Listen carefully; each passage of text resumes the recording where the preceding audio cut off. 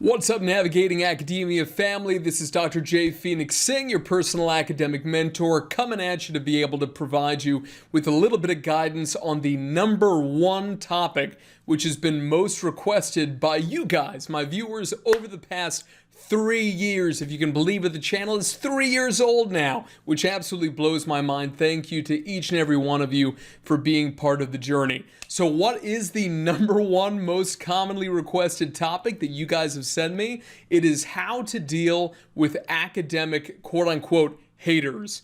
So this may be that you're in graduate school right now and maybe you have either somebody who is in your cohort or even a supervisor who's giving you an incredibly difficult time. I can't tell you guys how many times I myself have gone to give a keynote lecture at a conference, and I've given keynote lectures on 6 out of 7 continents. And what I always do is after I give my talk, I always tell everybody I'm going to go and be in the lobby, I'm going to go and be in the bar of the hotel for the next hour. Anybody who wants to come and talk to me and have a conversation is more than welcome. Any age, any stage in their career, I want to talk to you. And the number of dozens of people who usually come is always fantastic. And I can't tell you how many students have ended up crying their eyes out, sitting there talking to me about what a difficult time they're having in graduate school, in their postdoc, or as a junior academic.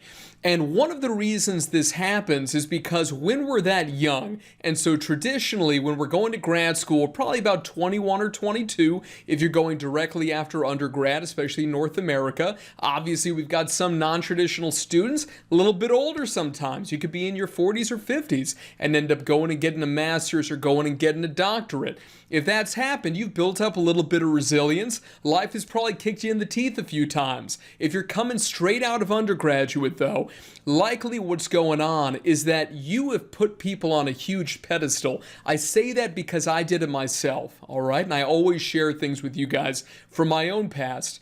And let me tell you guys, especially when I was at Oxford, when I was getting my first doctorate, I was reading literally dozens and dozens of papers every single week and building certain people up in my field to almost like this pantheon of gods, right? These folks who, especially in my field of forensic psych, are like still around. They're still alive, which is wild, right? How cool is that? And you really do put these people on a pedestal. Now, some of them may be more famous clinicians, some of them may be more famous researchers, but whatever the case may be, you give them a special place in your heart, usually because they mean something to you. Maybe you read a paper of theirs and it completely changed the way that you think about the field. Maybe you read a method section of theirs and it opened your eyes to an entirely new form of research or statistical methodology. Whatever it happens to be, these folks can mean a lot to you.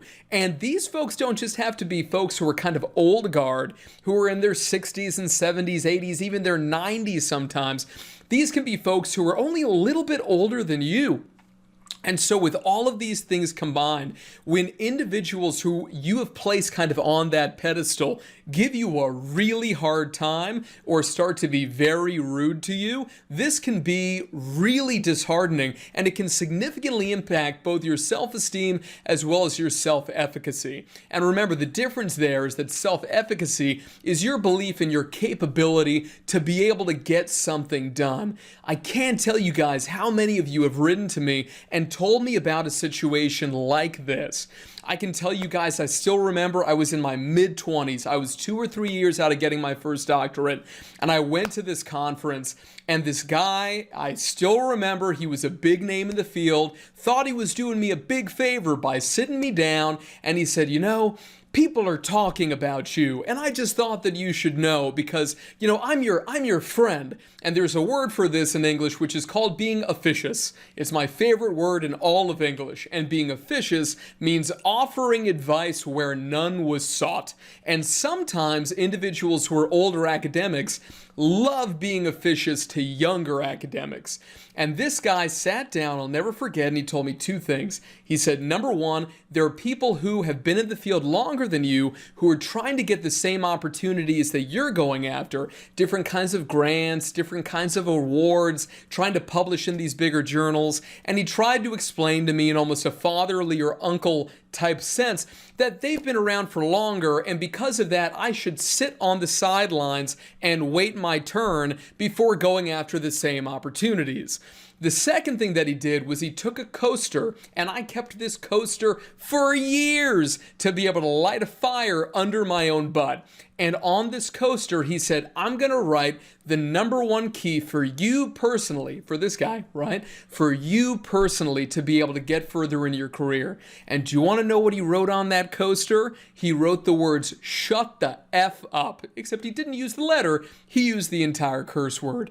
I'll never forget that moment. This was somebody who I had a lot of respect for, who a lot of people in the field know, like, and trust. And this was a huge blow to me as somebody who was in his mid-20s who wanted to devote his entire life to this field.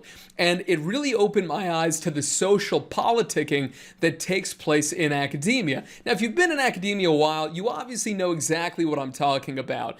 But this can be really hard if it's something that you grew up like I did, kind of placing academia on a pedestal and thinking that only the best science, the most rigorous methodology, that wins. Objectivity wins. The best ideas proved using the best methods, they win. And I wish that was the case, but it's just not the case. And you need to know that if your desire is to go into academia. I take it really, really seriously, and you guys know how rigorous I am in terms of evaluating methods, in terms of teaching stats, and in terms of really spending a lot of time critically going through the research literature to figure out kind of what is the wheat and what is the proverbial chaff. And the reason that I have to be so anal about going through this is because of some of the things that we're going to be talking about in today's video, because a lot of these individuals in academia group up together in terms of these academic cliques. And I'll talk a little bit about how these cliques work. There's a whole bunch of cliques in my field in forensic psychology who have a tremendous amount of power, and they're very smart with how they've done it, because essentially what they've done is put together a variety of different leadership positions for themselves and other members of their clique, and subsequently their own postdocs, graduate students, and other people who they like to basically consolidate power. It's pretty fascinating. So anyway, when it comes to haters though, they take many different forms. Obviously, you're going to have those haters who want you to be almost as good as them, but never better than they are. Absolutely not, because then you would constitute a threat. This oftentimes can happen in graduate school when it comes to graduate supervisors, who obviously want you to do well. It's going to reflect on them positively if you do well, but they never want you to be better than themselves. These are the supervisors that I always tell people to watch out for, and it's also one of the reasons why I think it's important, especially in terms of a goodness of fit, as I've said in other videos on this channel, that you make sure that you do things like look up the person on YouTube or on Vimeo or on terms of different podcasts if they've been maybe interviewed on one, to get a sense of that person's personality before you apply to a target institution saying that they are your dream supervisor, the person that you want to work with. If there's just not that good fit, if it's not there, and you're doing a doctorate that's going to last anywhere between 3 to 6, sometimes even 7 years, that's going to be really, really difficult for you. Sometimes working, especially with junior faculty members, you may actually be a really similar age to they are. Now, in some cases, that's great, because that means that they can be a colleague of yours for life. I know so many colleagues of mine who are approximately my same age, and they are absolutely incredible. Every now and again, though, you are going to come up against academic haters who are around the same age, and they essentially just want to shut you down. If you publish a big piece, they want to publish a commentary trying to bash everything that you do, right? I have run into these people in my own career. They're very annoying. You got to think to yourself, these people have to have better things to do, right? But there's a great saying in academia, which is that the infighting in academia is so brutal because the stakes are so low in many cases. But a lot of people, think about it, it's cognitive dissonance. If you spend your entire life developing one instrument or having one research line, somebody else comes along and questions it, questions the statistics that were used to be able to establish it, questions the utility of, let's say, an instrument with a new population or for a new outcome. If you question it, these people oftentimes have built it up into an idol, and they will legit attack you. If not in the literature itself, it's It's literally like high school sometimes. Forget the Kardashians and welcome to academia.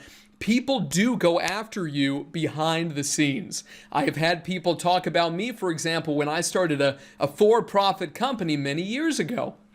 People will come after you, right, at these dinners that happen at conferences and these sorts of things, and the stories get back to you. Now, oftentimes for a person like me, for instance, it just makes me smile. But obviously, when I was younger, when I was like 25 years old, that was really tough to be able to deal with, because a lot of the people at those dinners I later came to find out were people that I really liked and respected and whose work meant a lot to me. So it obviously, in my mid-20s, really hurt my feelings. Now, obviously, being in my mid-30s, it's a completely different game. It's a totally different world. We're, 80, 90 publications in, 5 books in, literally none of it means anything anymore in terms of the social game. But when you're a young woman or a young man, that can be really difficult to be able to deal with. So if you're going through something like that right now, I want you to know that I'm with you. And I know that if you're struggling with it, sometimes you need somebody who's totally external and objective to talk to.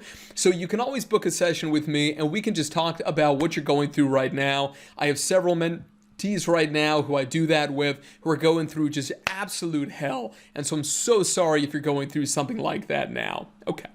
So, those are the first 2 notes that I've got here. Okay, so these cliques, how do these cliques develop? Usually these cliques develop either because people have gone to the same graduate schools. A lot of the times people kind of within a given field. Sometimes, you've got amazing people in these fields and you end up meeting each other kind of all the time. Sometimes people even end up in relationships or they even end up married to other academics, right? Whatever it may be, husbands make friends with each other. Wives make friends with each other at these conferences, which obviously used to be in person. Now most of them are virtual, kind of understandably, right?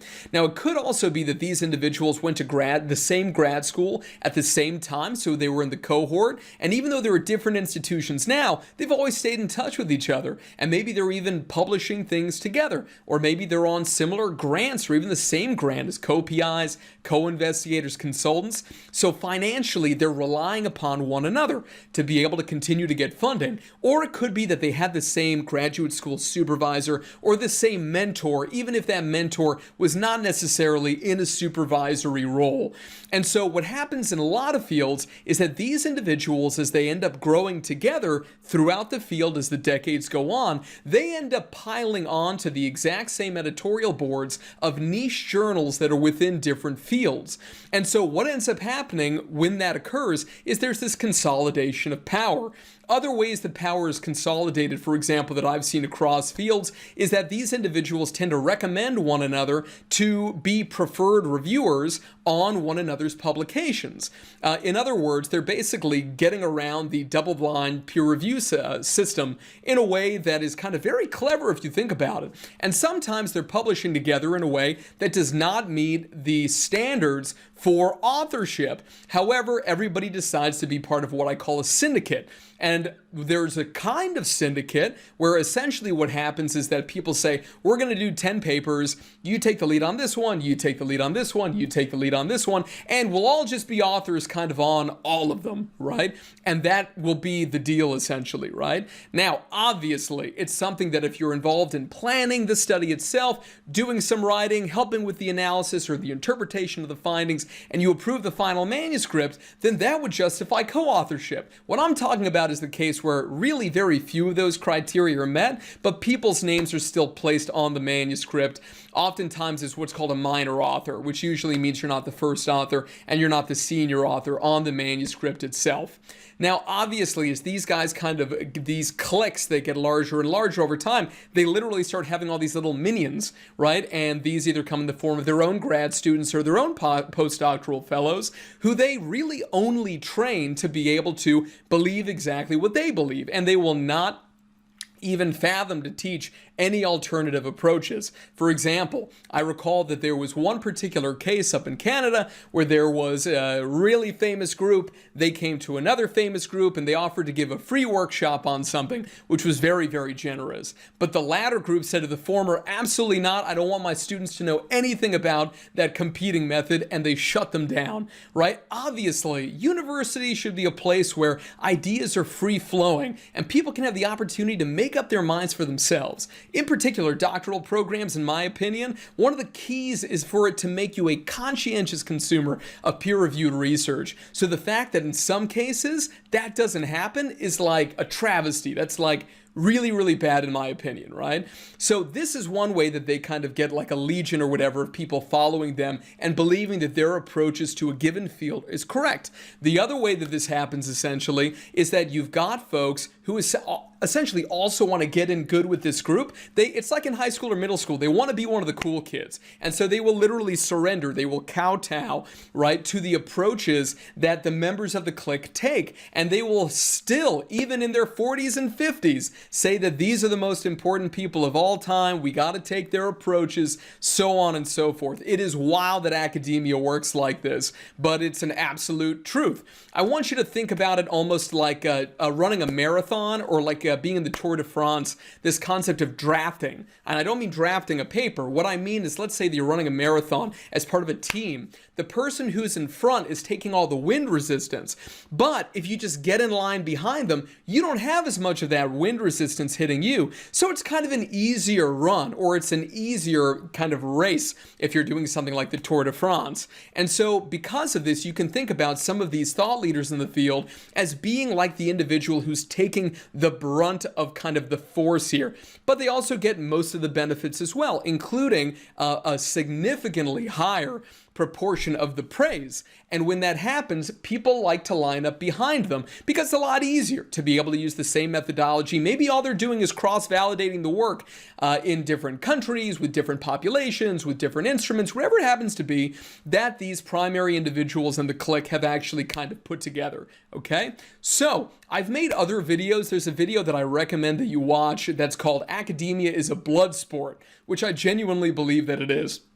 So you should watch that on this channel. A lot of people, it's funny when it comes to channels on YouTube and all these other things or whatever that talk about academia. There's a few that don't do this, and I highly recommend them. I'll make other videos where I tell you guys like my favorite academia channels that I do recommend that you guys subscribe to. But a lot of them kind of talk about grad school or talk about academic careers in this super like happy, clappy, friendly, collaborative way. And they really don't talk about the hardcore, almost sports side of academia that I like to talk to you guys about, because I feel like being transparent is like really, really important. So let me give you guys some of my favorite quotes that I hope will give you some motivation when it comes to really fighting this uphill battle, especially if it's something where you want to do novel, innovative work.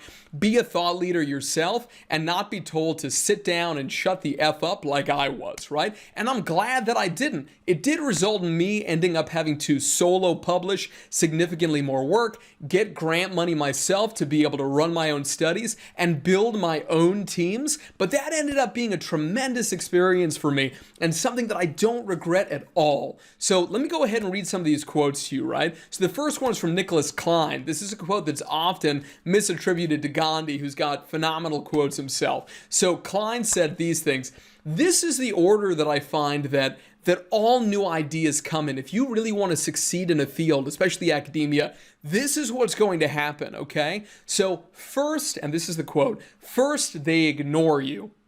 It's like you don't even exist.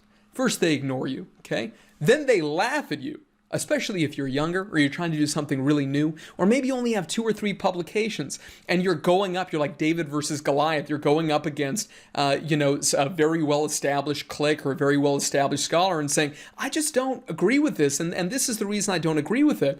And people will look at you and they'll laugh and say, who on earth is this little inexperienced person coming out of nowhere thinking that they know something, right? So that's step 2, is that they laugh at you.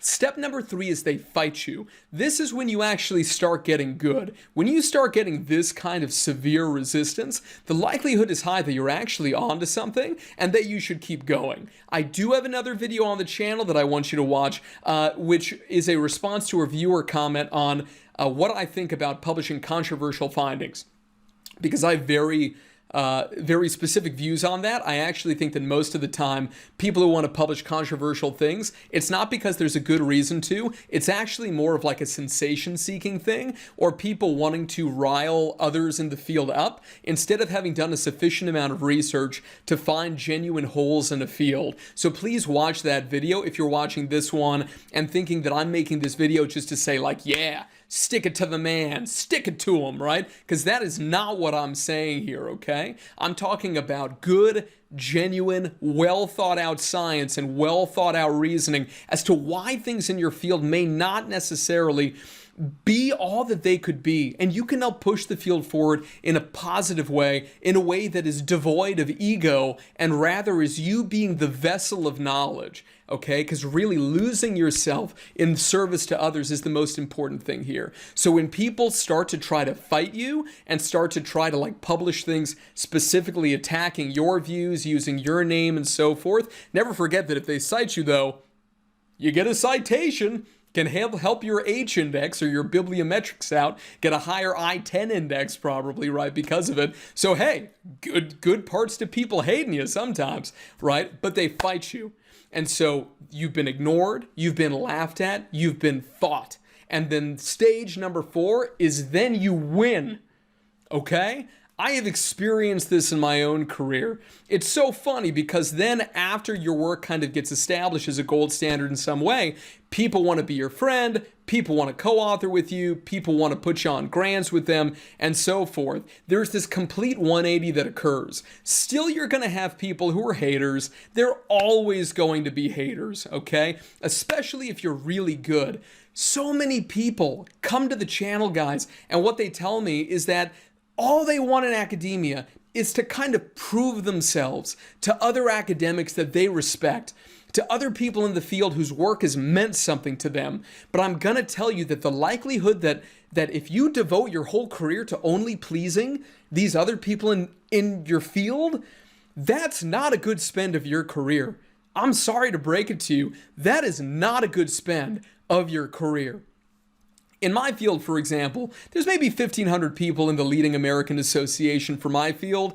I remember being in Switzerland one time when I used to work for the Swiss Department of Justice, going outside and looking to the left and looking to the right and realizing there's at least 1,500 people who live in my apartment building and the other one's on this block. Are you really trying to tell me that I'm going to spend the next, 60, 70 years of my life trying to impress the people on my block? That doesn't make a lot of sense, right? When we're younger, yes, we want to prove ourselves. We want to get out of the shadow of other people, and we want to establish that we have our own identity. And it's almost kind of a step in that direction of identity formation, going through this process sometimes. But it's really important to understand that having other academics respect you is an ultimately meaningless goal for you to have. That should not be the goal for your life, let alone for your academic work. Okay, it's really important to be able to understand that, all right? So, next one is this African proverb that I love, and the African proverb is, a child that is not embraced by the village will burn it down to feel its warmth, which is like a really severe quote. But I do like it because I actually agree with this. If you go with good faith into any career field, it doesn't have to be academia, it can be anything, and essentially you are rejected because of your approach, maybe it's your personality, maybe, God forbid, it's because you're a person of color or because of your gender identity or because maybe you're not from that given country, whatever it happens to be, maybe you'll be rejected by that field, whatever it happens to be. And again, this isn't just academia, this is any career path. But what you do find is that there are some people, who are just going to quit and just say, screw it and get the heck out of there. But there will be other people where it will light a fire under them and they will go and transform this. They will sublimate it into something that is completely new and something that is completely unique. And that is a beautiful thing, okay? So that's another thing to take into consideration. something that I share sometimes on the channel, sometimes not. I'm a pretty religious person. I grew up as an atheist until I was 22. I'm a big Bible guy. I love the Bible, right? If you haven't read the Bible, even just for the purposes of just knowing what's in there, it's not a bad idea to read it, if you've got time. Like, I don't happen to be a Muslim, but I'd love to read the Quran because I had so many preconceived notions about the Bible before I read it, and then I read it, and I'm like, I was wrong about like everything because I'd listened to other people tell me about Judaism and Christianity my entire life. And so I had all these preconceived notions. I thought it was really stupid and I hated Christians and this kind of stuff at the time, right? And now I'm like super Christian, right? So sometimes you just got to kind of go and do stuff yourself. If you guys ever want me to make a video about faith journey and this stuff, you guys can let me know.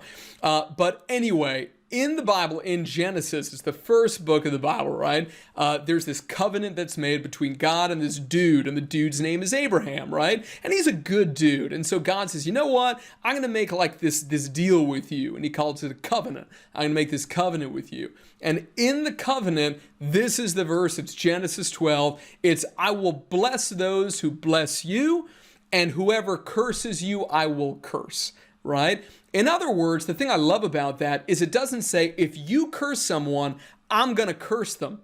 So we can curse people up and down all we want, these haters. We can hate them. We can badmouth them to other people. I could have made this video and just called out names of loads of people, right? Which is not in my nature, but I could have done it, right? But the thing is that what Scripture tells us is that there is no power in doing that. In fact, we're freed of that obligation almost, because sometimes we feel it's an obligation. We have to seek vengeance. We have to seek justice against these people who screwed us, and call it karma, call it whatever you want. But this idea of what goes around comes around, in Christianity and in Judaism, nothing else, right? This is a great verse to be able to cite, because the idea is that if you bless people, then they're blessed. But if you curse someone, it holds no power. In fact, it's God who is the one who actually places, right? Or places this grace upon us so that we don't have to curse other people, right? Because it doesn't do anything. Those people are cursed because of what they did to you, right? Let them live their terrible, sad, petty little lives, right? This is what I've done. This is what you should do as well. The best thing you can do is just get on with your life, because no amount of worry is ever going to change anybody's mind. You're not going to convince them that you're some super duper person or anything like this. Life is short, guys. It seems like I'm 34 now. I'm going to be 35 in a few months. I could like snap my fingers. Felt like I was 30. Life is short. Spend it with the right people who love you, who care about you, not these haters. You're spending too much time thinking about them, like I was when I was 24 or 25, right? It is something that you'll largely age out of, I can tell you that, right? And this is a great quote. Life becomes easier when you learn to accept the apology that you will never get. You will never get an apology from these people who have wronged you. The likelihood is like 0.1%. But some people spend their whole life waiting for that apology. And they say, then I'll live my life, then I'll be happy. I just need this person to apologize to me, express some regret. So maybe if instead of publishing one paper a year, I publish like 10 papers a year. And instead of writing one book, I write 3 books. Then I'll earn the respect of these people who you'll never earn the respect of. Not because you're a bad person or because there's anything wrong with you, but because of who they are and because of the fear that they're bringing into this situation, that maybe, just maybe, you could be pretty good at what you do, which is kind of a cool thing, right? So what I want to leave you guys with today is a quote by Teddy Roosevelt. It's one of my favorite quotes of all time. You guys may already know it, but even if you know it, I want you to take a moment, close your eyes, and I want you to listen to it with me, okay? Because if you want to get into academia, this is a very difficult field to be in. Doesn't matter what field you're in specifically, right? Just a career path to be in, right? And you are going to struggle and have difficulties, right? But if it's worth it to you to pursue the generation of knowledge, then I can highly recommend it, despite all the haters that you may run into along the way. So this is my quote from Teddy Roosevelt, okay? It is not the critic who counts, not the man who points out how the strong man stumbles or where the doer of deeds could have done them better. The credit belongs to the man who is actually in the arena, whose face is marred by dust and sweat and blood, who strives valiantly, who errs, who comes short again and again, because there's no effort without error and shortcoming, but who does actually strive to do the deeds, who knows the great enthusiasms, the great devotions, who spends himself in a worthy cause, who at the best knows in the end the triumph of high achievement, and who at the worst, if he fails, at least fails while daring greatly, so that his place shall never be with those cold and timid souls who know neither victory nor defeat. Screw the haters, get on with it. Make the world a better place. I believe in you. Peace.